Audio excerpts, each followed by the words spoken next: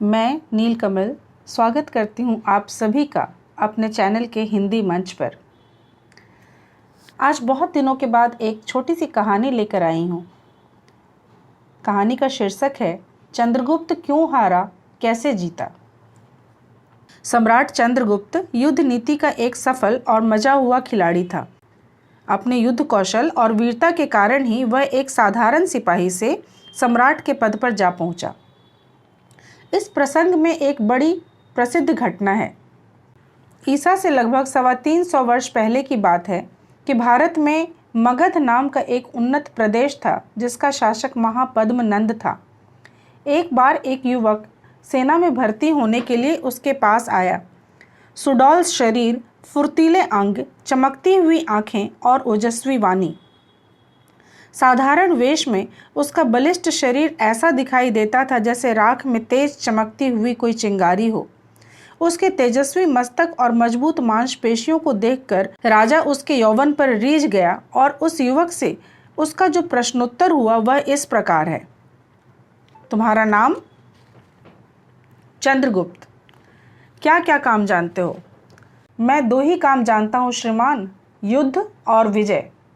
और यदि कभी हार जाओ तो क्या करोगे? तो पुनः युद्ध करूंगा, पुनः विजय प्राप्त करूंगा। शाबाश चंद्रगुप्त, तुम्हारे जैसे वीरों की ही हमें आवश्यकता है। अभी हम तुम्हें सैनिक भर्ती करते हैं और तुम्हारी तलवार का जौहर देखकर तुम्हारी तरक्की कर दी जाएगी।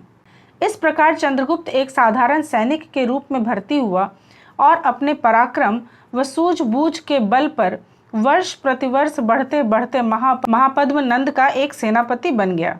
उत्तर भारत में नंद वंश को जो महान विजय प्राप्त हुई उसका मुख्य कारण एक ही था, चंद्रगुप्त की वीरता और उसका युद्ध कौशल।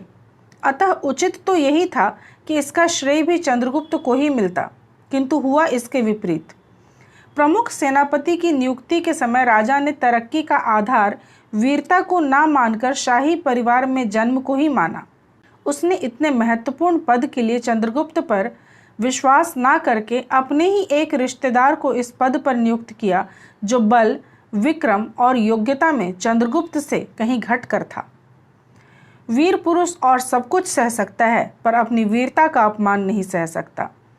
चंद्रगुप्त ने राजा से अपने अधिकार और न्याय की मांग की, किंतु जब बदले में उसे अपमान मिला तो चंद्रगुप्त के सामने विद्रोह के अतिरिक्त और कोई रास्ता ना था। वह जानता था कि नंद एक अत्याचारी और क्रूर राजा है और अपने दुर्व्यवहार के कारण उसने अपने अनेक कर्मचारियों व अधिकारियों को अपने विरुद्ध कर लिया है। अतः ऐसे लोगों को राजा के विरुद्ध विद्रोह के लिए संगठित करने में चंद्रगुप्त को अधिक कठिनाई का सामना न करना पड़ा। वह वीर और कार्यकुशल तो था ही, कुछ दिनों में एक विरोधी सेना का गठन करके उसने मगध की राजधानी पाटलिपुत्र पर आक्रमण कर दिया।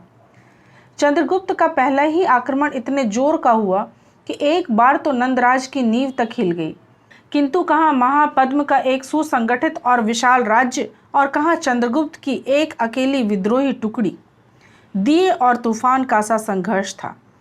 शीघ्र ही शाही सेना ने विद्रोह पर काबू पा लिया और चंद्रगुप्त को करारी हार खाकर जंगलों में भाग जाना पड़ा। एक रोज चंद्रगुप्त दिन भर जंगल में भूखा प्यासा भटकता रहा। शाम को सूर्यास्त के बाद वह एक झोपड़ी के द्वार पर पहुंचा तो वहां एक वृद्धा को देखकर उसने प्रार्थना की, माँ जी प्यास लगी है, थोड़ा पानी हो तो पिला दो।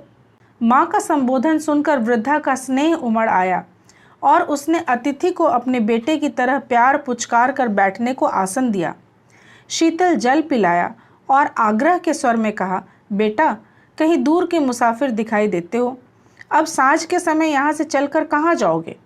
यदि तुम्हें जाने की शीघ्रता ना हो तो आज मेरे हाथ की पकी रूखी सूखी खाकर रात को यहीं विश्राम करो। जाना हो तो सुबह चले जाना। मेरा बेटा भी परदेश गया हुआ है, उसके बिना यह मेरा पोता उदास रहता है, तुम्हारे साथ इसका भी कुछ दिल बहल जाएगा। घर का सा स्नेह और वातावरण पाकर चंद्रगुप्त ने रात वहीं काटने का निश्चय किया। थोड़ी देर में ही मुन्ना उससे ऐसा हिल मिल गया मानो वह उसका कोई पुराना जानकार हो और कई दिनों के बाद उससे भेंट हुई हो। बहुत दिनों बाद चंद्रगुप्त के होठों पर मुस्कुराहट ने स्थान पाया और बहुत दिनों बाद उसके मुख से हंसी छूटी। भोजन तैयार हुआ तो वृद्धा ने बड़े प्यार से 2 थाल परोसकर एक चंद्रगुप्त के सामने रखा और दूसरा अपने मुन्ना के सामने। मुन्ना ने क्या किया कि रोटी के किनारों को छोड़कर उसे बीच में से ही खाना शुरू कर दिया। यह देखकर वृद्धा बोली, अरे बुद्धू, तू तो वही गलती कर रहा है जो युद्ध में चंद्रगुप्त ने की है। अपना नाम और उदाहरण सुनकर चंद्रगुप्त चौंका। वृद्धा को क्या पता कि जिसका वह नाम ले रही है वह उसी की रसोई में उसके सामने बैठा भोजन कर रहा है। चंद्रगुप्त मुंह में रखा हुआ ग्रास चबाना भी भूल गया और वह स्तब्ध होकर यह सुनने की प्रतीक्षा करने लगा कि वृद्धा आगे क्या कहती है। वह अपनी भूल के विषय में सुनने को बेताब हो रहा था। तभी मुन्ना ने वृद्धा से पूछा, दादी, चंद्रगुप्त ने युद्ध में क्या भूल की है? वृद्धा बोली, जैसे तू रोटी के किनारों को छोड़कर उसे बीच बीच में से खा रहा है, वैसे ही चंद्रगुप्त ने भी मगध के सीमावर्ती क्षेत्रों को जीते बिना ही बीच की राजधानी पर आक्रमण करके उसे हड़पने का प्रयत्न किया। इसी भूल के कारण उसे हार का मुंह देखना पड़ा। यदि वह जीतना चाहता है तो पहले उसे राज्य के सीमावर्ती क्षेत्रों को काबू में करना चाहिए, फिर राजधानी पर अधिकार करने का यत्न करना चाहिए। बस चंद्रगुप्त ने जो सुनना था वो सुन लिया। वृद्धा की बात सुनकर उसकी आंखें खुल गई। उसे अपनी भूल का पता चल गया। अब वह समाधान करके रहेगा। उसका जी तो करता था कि वह इस महान उपकार के लिए वृद्धा के चरण पकड़कर उसका उपकार माने, किंतु इससे उसका रहस्य खुल जाने का भय था। किसी उचित समय पर वृद्धा के इस उपकार का बदला चुकाने की बात सोचकर वह युद्ध की भावी योजनाएं बनाने में खो गया। उस दिन रात उसे नींद नहीं आई। युद्ध और अपनी जीत हार के विषय में सोचते सोचते 3 पहर बीत गए। चौथे पहर उठकर उसने वृद्धा के चरण छूकर यह कहते हुए उससे विदा ली, माँ जी, जीवन रहा तो एक बार फिर आपके दर्शन अवश्य करूँगा। चंद्रगुप्त ने फिर योजनाएं बनाई, फिर सैन्य संग्रह किया, फिर युद्ध किया और समस्त मगध पर विजय प्राप्त की। इस बार जब वह अपने विजय अभियान के लिए चला तो वह अकेला ना था। आचार्य चाणक्य की बुद्धि और कूटनीति भी उसके साथ थी।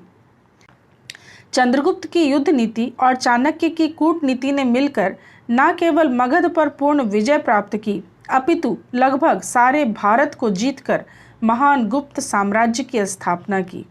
तो मुझे उम्मीद है आप लोगों को ये कहानी बहुत पसंद आई होगी। और जैसा कि मैंने कहा था, आप लोगों से वादा किया था काफ़ी पहले कि मैं कूटनीति की कथाएं समय समय पर आपके समक्ष लेकर उपस्थित होंगी। आज की जो ये कथा मैंने आपको सुनाई वो धर्मपाल शास्त्री द्वारा रचित कूटनीति की कथाएं पुस्तक से ली गई है। मैं फिर से मिलूंगी आपसे कूटनीति की कथा का अगला अंक लेकर। तब तक आप मेरे चैनल को देखते रहिए और यदि आपको पसंद आए तो सब्सक्राइब ज़रूर कीजिए। बहुत बहुत धन्यवाद आप सबों का।